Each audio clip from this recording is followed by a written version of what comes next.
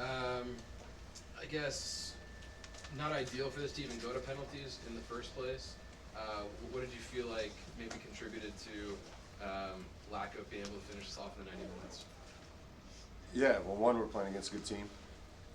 Two, we're just not we're creating some really good opportunities, and whether it's their goalkeeper or just lack of execution in front of goal, I think is what's costing us. You know, there's a couple really clear opportunities to put the ball in the back of the net, and we're just not getting that. We're not making that final play, and when you can't do that, it's difficult to win games, and it's obviously going to go to PKs. Zach McMath did just about as much as he could be asked to do in a game like this, 7 saves and another one in the PK shootout. What did you see from him tonight to give you guys a chance to at least keep that 0? Yeah, no, Zach played like the Zach I know. Kept us in the game, man. He stood on his head back there for us, and that's what's disappointing, right? Because you have such a fantastic performance to keep it zeros, and we just need to make plays, man. We need to make plays. Like you can't tactic your way into the back of the net. It's impossible to do, right? You got to make plays, and we haven't been getting that. And we'll have to look at the game and figure out a way,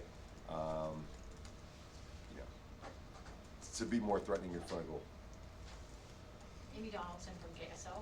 I was wondering if you could just talk a little bit about where the team was at, because it was frustrating not to be able to finish or find the goal in some of those really good chances.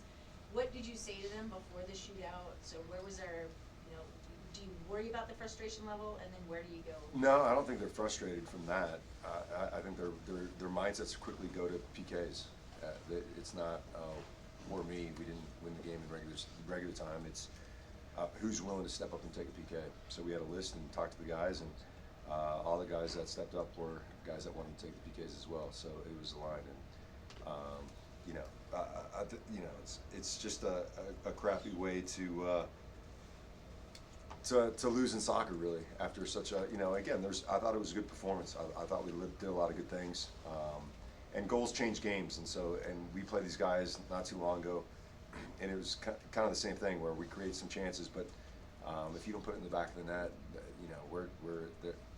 they're happy with that, and they want to go to PK. So again, we'll go back to the drawing board and just figure out ways to get guys in dangerous areas, and hopefully, this weekend, we'll get a goal that changes the landscape of the game. Is there anything? Are you worried about going on the road, or is there more freedom going on the road? Like, or is there? No. It doesn't matter. I think we're a good road team. I think we're a good home team. It's not anything as dramatic as just you got to finish your chances, and that's whether you're home or away. You're gonna have to do the same thing. Let's ask one more question. What did you mean by you can't out tactic to get it in the back of the net? Like, You can't run a play on a whiteboard to kick the ball in the goal. Gotcha. Okay. Players need to make plays, and they just got to make plays. Okay. David James is next. David James, KTV at 97.5 The Zone.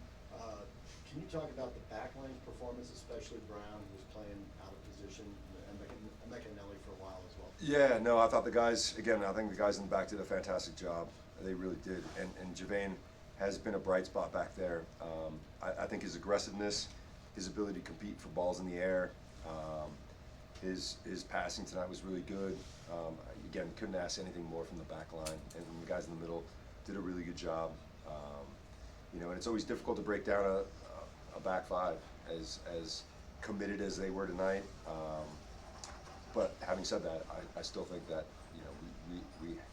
we did enough to find the back of the net. I'm curious, at halftime, what was your assessment of the first half? Did you think the guys were brave enough with the ball, or was there too much switching sides?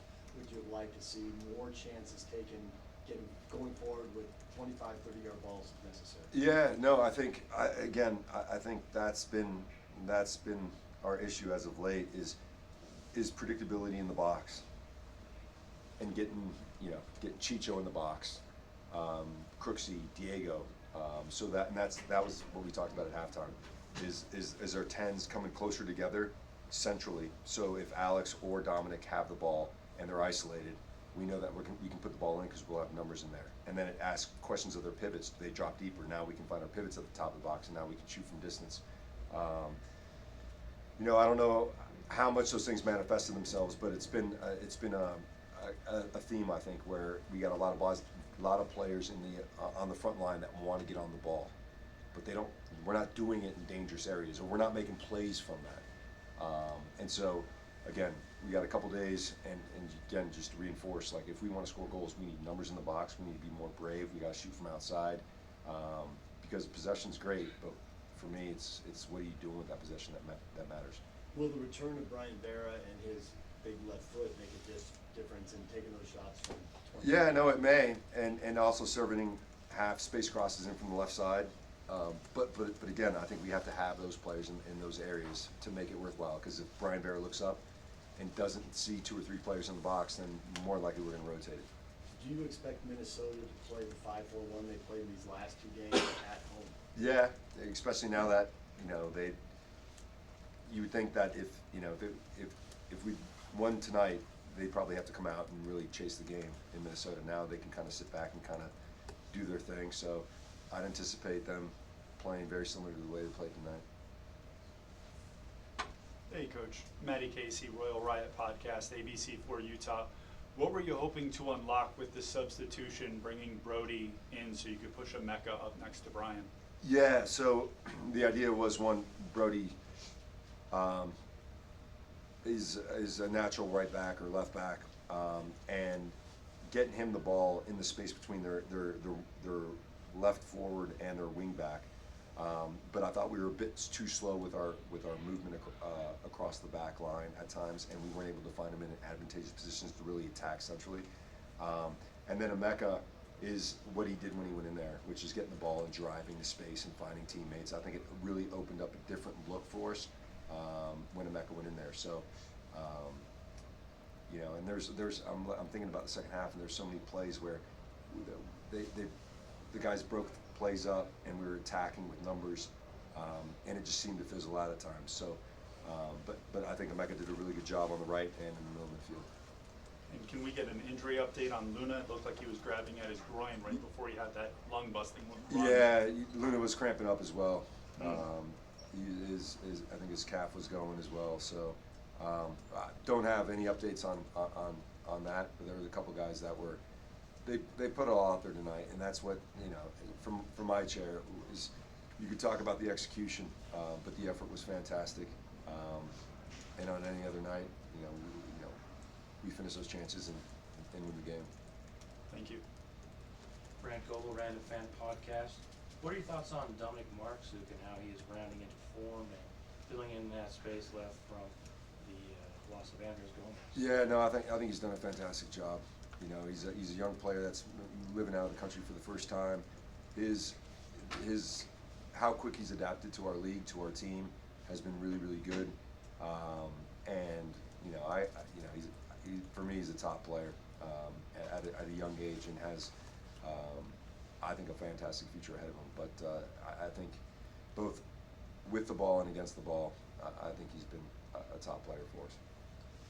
You seem to be right there, tight with Minnesota. The 2 teams ended up tied after 3 games, going to penalty kicks tonight. What's your approach going into the next game? Is it more pressure, or how do you approach a game like this? Yeah, I think it's often in football there's always 2 teams, right? So for as much as we want to do what we want to do, there's always an opponent that's thwarting what we want to do, and defensively they're solid.